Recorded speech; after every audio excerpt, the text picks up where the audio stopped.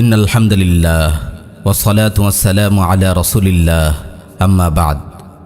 2002 সালে ভারতের গুজরাটে প্রায় এক সপ্তাহ ধরে মুসলিমদের উপর চলে গণহত্যা। উগ্র হিন্দুরা মুসলিমদের বাড়িতে আগুন ধরায়, মুসলিম পুরুষদের কেটে টুকরো টুকরো করে, মুসলিম নারীদের ধর্ষণ করে। মারা যায় কমপক্ষে 2000 মুসলিম, ঘর ছাড়া হয় কমপক্ষে 98,000। আহমেদাবাদেও পরবর্তী 3 মাস ধরে চলে মুসলিম নির্যাতন। সে সময় গুজরাটের মুখ্যমন্ত্রী ছিল নরেন্দ্র মোদী। গুজরাটের সিনিয়র ইন্টেলিজেন্স কর্মকর্তা সঞ্জীব ভাট জানায়, গুজরাট দাঙ্গা শুরু হবার আগের রাতে মোদী কর্মকর্তাদের নিয়ে এক মিটিংয়ে বসেছিল। সেই মিটিংয়ে মোদী সবার উদ্দেশ্যে বলেছিল, মুসলিমদের এক উচিত শিক্ষা দিতে হবে। মোদীর নির্দেশেই হিন্দুরা মুসলিমদের উপর সমস্ত পাশবিকতা নিয়ে ঝাঁপিয়ে পড়ে। গুজরাটের গর্ভবতী মুসলিম নারীদের পেট চিরে গর্ভের সন্তান বের করে আনা হয়। 5 মাসের অন্তঃসত্ত্বা বিলকিস বানুকে 12 জন মালাউন মিলে ধর্ষণ করে হত্যা করে। পিতার সামনে 1 দিন বয়সী শিশুকে জবাই করা হয়। বিভৎস এই নির্যাতনের নির্দেশদাতা নরেন্দ্র মোদী বিশ্বব্যাপী গুজরাটের কসাই হিসেবে পরিচিতি পায়।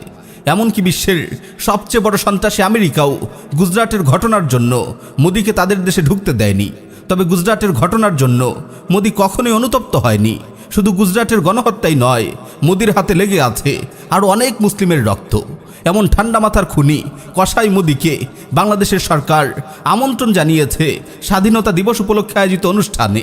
90% মুসলিমের দেশ বাংলাদেশ, সরকার চলে মুসলিমদের ট্যাক্সের টাকায়, আর সেই সরকারই রাষ্ট্রীয় অতিথি করছে মুসলিম হত্যাকারী ভারতের বর্তমান প্রধানমন্ত্রী গুজরাটের কসাই মোদীকে। গুজরাটে রক্তগঙ্গা বয়ে দেবার পরেও তথাকথিত ধর্মনিরপেক্ষ বৃহত্তম গণতন্ত্রের দেশ ভারতের জনগণ মোদীকে ভোট দিয়ে প্রধানমন্ত্রী নির্বাচন করে 2014 সালে। তারপর থেকেই বিজেপির ব্যানারে কসাই মোদী ভারতের ক্ষমতায় আছে। মুসলিমরা ভারতে পূর্ব থেকে নির্যাতিত হচ্ছিল, কিন্তু মোদী ক্ষমতায় আসার পর অত্যাচার ভিন্ন মাত্রা পায়। মোদীর বিজেপি এবং আরএসএস সর্বশক্তি নিয়ে মাঠে নামে। গত দশকে মুসলিমদের উপর মোট অত্যাচারের শতকরা 90% হয়েছে মোদীর 5 বছরের শাসন আমলে। সেই সাথে ঘর ওয়াপসির নামে মুসলিমদের জোর করে হিন্দু ধর্মে দীক্ষিত করা হয় পুরো ভারত জুড়ে। মোদীর সময়ে এ পর্যন্ত প্রায় 44 জন ব্যক্তিকে গরুর মাংস খাওয়া বা পরিবহনের অভিযোগে পিটিয়ে মারা হয়েছে। তবে প্রকৃত সংখ্যা আরও অনেক বেশি। মোদীর ভারতে মুসলিমদের দিয়ে জোর করে জয় শ্রীরাম স্লোগান দেওয়ানো হচ্ছে। স্লোগান দিতে রাজি না হলে চরম অত্যাচার চালানো হচ্ছে। কথিত লাভ জিহাদের নামে মুসলিমদের উপর চরম অত্যাচার চালাচ্ছে মোদীর অনুসারী হিন্দুরা। বিহার রাজ্যে সতীশ নামে এক হিন্দু ছেলেকে বিয়ে করতে না চাওয়ায় 3 যুবক আমাদের এক মুসলিম বোনকে অপদস্থ করে ও কেরোসিন ঢেলে গায়ে আগুন ধরিয়ে দেয়। পরে তাকে একটি গর্তে ফেলে দেয়। 17 দিন পর মেয়েটি মারা যায়। গত 30 বছরে মালাউনদের হাতে কাশ্মীরে নিহত হয়েছে প্রায় 1 লাখ মুসলিম। হিন্দুরা এ সময় গণধর্ষণ করেছে প্রায় 11,000-এরও বেশি মুসলিম নারীকে। মোদীর আমলে কাশ্মীরের মুসলিমদের উপর অত্যাচার তীব্র থেকে তীব্রতর হয়। 2018 সালে কাশ্মীরে 8 বছরের নিষ্পাপ আসিফা বানুকে মন্দিরে আটকে রেখে 1 সপ্তাহ ধরে ধর্ষণ করে হিন্দুরা। মন্দিরের পুরোহিত, তার ছেলে এবং ভাতিজা এবং 2 জন পুলিশ সদস্যকে নিয়ে মিলেমিশে ধর্ষণ করে আসিফাকে। ধর্ষণের পরে আসিফাকে পাথর ছুঁড়ে হত্যা করে মালাউন হিন্দুরা। নরেন্দ্র মোদী 2019 সালে কাশ্মীরের স্বায়ত্তশাসন বাতিল করে কাশ্মীর দখল করে নেয়। সারা বিশ্ব থেকে কাশ্মীরকে বিচ্ছিন্ন করে মুসলিমদের উপর চালানো হয় গণহত্যা, গণধর্ষণ। মোদী হিন্দুদের নির্দেশ দিয়েছে কাশ্মীরে বেশি বেশি জমি কিনতে, মুসলিম নারীদের বিয়ে করে কাশ্মীরকে মুসলিম শূন্য করতে। ভারতের মুসলিমদের নাগরিকত্ব বাতিল করার জন্য মোদী সরকার নাগরিকত্ব সংশোধনী আইন করে 2019 সালে। তারপর মোদীর নির্দেশে 2020 সালের ফেব্রুয়ারিতে দিল্লিতে মুসলিমদের উপর ঝাঁপিয়ে পড়ে হিন্দুরা। পুলিশ ও হিন্দুদের সহযোগী হয়ে মুসলিমদের আক্রমণ করে। মুসলিমদের বাড়িঘর, ব্যবসা প্রতিষ্ঠানে আগুন লাগিয়ে দেয় হিন্দুরা। শত শত মুসলিমদের হত্যা করে, নারীদের গণধর্ষণ করে। 13 বছরের মুসলিম কিশোরী দিবাকে 7 জন হিন্দু মিলে গণধর্ষণ করে। অনেক বিকৃতভাবে আমাদের অসহায় বোনটিকে নির্যাতন করা হয়, যা আমরা উচ্চারণ করতে পারছি না। ধর্ষণের ভিডিও করে তা ছড়িয়ে দেয় মালাউনরা। হিন্দুত্ববাদী মোদী আগামী নির্বাচনে জেতার সিঁড়ি হিসেবে বেছে নিয়েছে বাবরি মসজিদের জায়গায় রাম মন্দির তৈরির প্রকল্পকে। রাম মন্দির নির্মাণের জন্য মোদীর অনুসারীরা নচ্ছি কায়দায় মুসলিমদের কাছ থেকে চাঁদা আদায় করার চেষ্টা করছে। যারা চাঁদা দিচ্ছে না তাদের বাড়ি চিনে রাখা হচ্ছে। সেই সাথে দেশব্যাপী নাগরিকপঞ্জির নামে মূলত মুসলিমদের নাগরিকত্বকে বাতিল করার প্রকল্প তার একটি প্রধান নির্বাচনী কৌশল। ইতিমধ্যে আসামে নাগরিকপঞ্জির বাস্তবায়ন শুরু হয়ে গেছে। অনেক আন্তর্জাতিক বিশ্লেষক মন্তব্য করেছেন, আসামে বর্তমানে একটি গণহত্যার প্রস্তুতি চলছে। প্রতিবেশী মুসলিম সংখ্যাগরিষ্ঠ বাংলাদেশের উপরেও মোদির হিন্দুত্ববাদী আগ্রাসন চলছে। সীমান্তে প্রতিনিয়ত পাখির মতো বাংলাদেশিদের মারছে বিএসএফ। রোহিঙ্গা ইস্যুতে বাংলাদেশের বিরুদ্ধে মিয়ানমারকে সামরিক সাহায্য ও সমর্থন দিয়েছে মোদি। অন্যদিকে বাংলাদেশের ভেতরে ছড়িয়ে ছিটিয়ে আছে লাখ লাখ অবৈধ ভারতীয়। প্রশাসনের সব জায়গায় ভরে গিয়েছে আর ইসকনের এজেন্ট দিয়ে। মোদির বিজেপি পার্টির সিনিয়র নেতা রাজ্যসভার এমপি সুব্রামানিয়াম স্বামী প্রকাশ্যে হুমকি দিচ্ছে বাংলাদেশ দখল করে নেবার। অখণ্ড হিন্দুস্তান মোর্চা নামের হিন্দুত্ববাদী সংগঠন প্রকাশ্যে ঘোষণা দিয়েছে 2035 সালের মধ্যে ভারতে কোনো শিখ, খ্রিস্টান বা মুসলিম থাকবে না, পুরো ভারত হিন্দু হয়ে যাবে।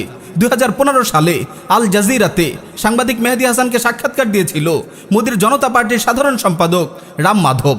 সে সুস্পষ্ট ভাষায় বলে, তাদের লক্ষ্য হচ্ছে ভারত, বাংলাদেশ এবং পাকিস্তানকে একত্রিত করে অখণ্ড ভারত প্রতিষ্ঠা করা।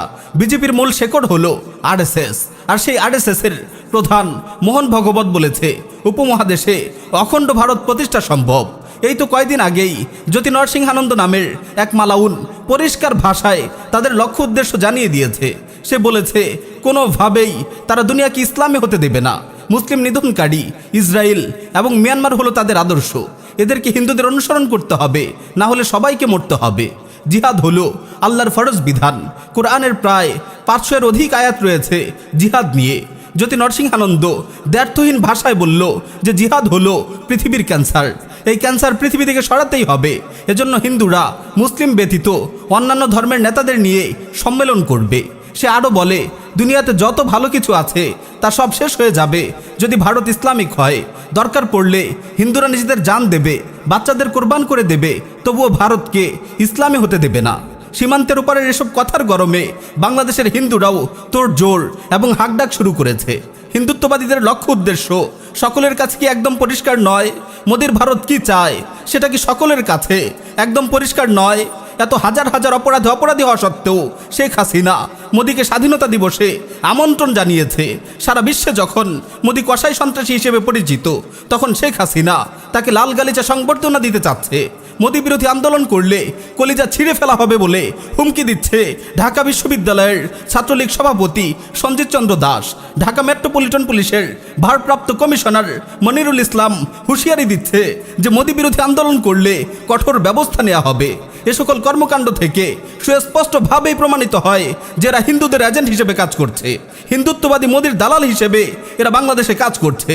আর তাই এরাই কোনো হিন্দু যখন আল্লাহ কিংবা মুহাম্মদ সাল্লাল্লাহু আলাইহি ওয়াসাল্লামকে কটূক্তি করে, তখন হিন্দুদের বাঁচানোর জন্য আইডি হ্যাকের গল্প শোনায়। এবং এরাই হিন্দুদের পক্ষ নিয়ে মুহাম্মদ সাল্লাল্লাহু আলাইহি ওয়াসাল্লামের অপমান সহ্য করতে না পেরে রাজপথে নেমে আসা মুসলিমদের বুকে গুলি চালায়। যারা এত কিছুর পরেও হিন্দুত্ববাদী মোদিকে স্বাগত জানাচ্ছে, আন্দোলন করলে কঠোর ব্যবস্থা নেবার হুমকি দিচ্ছে, তারা যে হিন্দুদের পাঁচাটা গোলাম তাতে কোনো সন্দেহ নেই। প্রিয় ভাই, উপমহাদেশের মুসলিমদের জন্য ভয়ঙ্কর এক দুঃসময় আসন্ন। হিন্দুদের হাতে গণহত্যার শিকার হবার দ্বারপ্রান্তে আমরা। এই বিপর্যয় ঠেকানোর জন্য প্রস্তুতি নিতে হবে আমাদেরই। মাদার অব মাফিয়া, হাসিনা, আজিজের সেনাবাহিনী, বিজিবি, র্যাব, পুলিশ কেউ আমাদের বাঁচাতে আসবে না, বরং হিন্দুদের হয়ে এরাই আমাদের বুকে প্রথম গুলি চালাবে। এরা যে হিন্দুদের দালাল তা নিঃসন্দেহে প্রমাণিত হয়ে গেছে। প্রিয় ভাই ও বোনেরা, যে যেখান থেকে যেভাবে পারেন মোদি বিরোধী আন্দোলনে সামিল হন। হিন্দুত্ববাদী আগ্রাসন রুখে দেবার জন্য প্রস্তুতি নিন। আওয়ামী লীগ, বিএনপি ইত্যাদি ভেদাভেদ ভুলে যান।